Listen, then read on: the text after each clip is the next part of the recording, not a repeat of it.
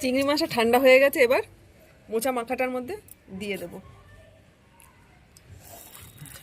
ভালো করে মেখে নেব আবার।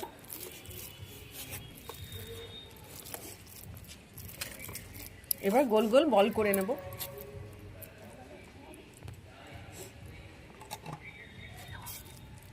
তেলটা গরম হয়ে গেছে, এবার মোচার কোপ্তাগুলো ভেজে নেব।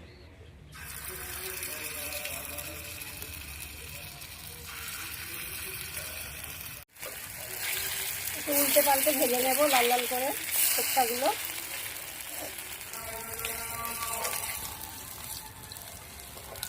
কোপ্তাটা ভাজা হয়ে গেছে, এবার নামিয়ে দেবো।